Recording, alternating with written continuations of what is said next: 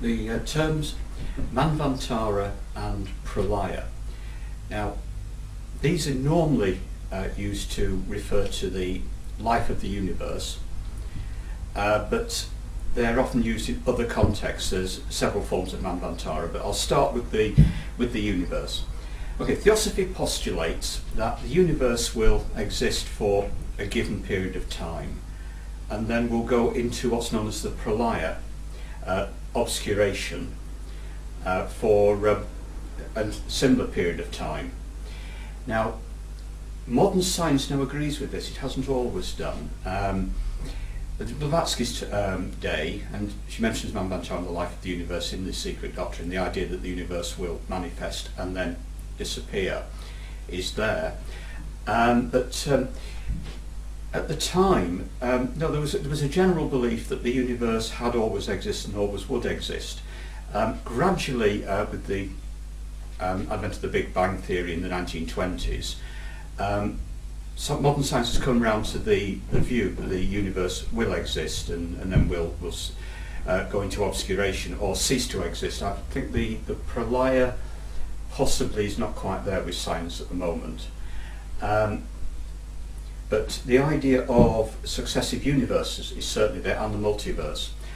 Fred Hoyle was the last exponent of the constant state universe, and as I remember back in the 60s, he certainly had some support.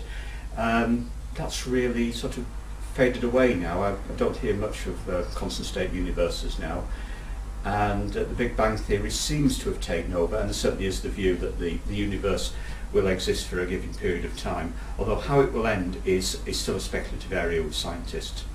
The term Manu means really a self-existent entity, and Manvantara means between two Manus.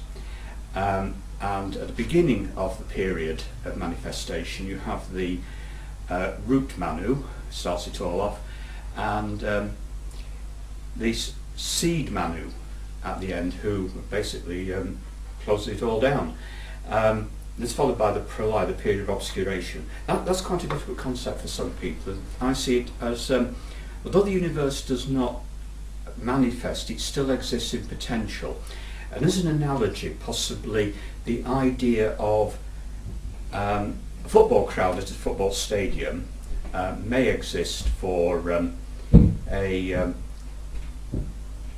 sort of the duration of the game. Around that period, it's the build-up before the game, watch the game, and then disperse afterwards, and leaving the stadium empty till the next game. But that crowd does exist in potential. It will come back for future games. So possibly there's an analogy there with the universe, the Pralaya and Manvantara. Best I can do it on that, I think. There are many types of Manvantara. It's used in addition to the universal Manvantara, which if you want to look up the actual time span, you can find it it's in the Secret Doctrine, and it's in Blavatsky's Theosophical glossary.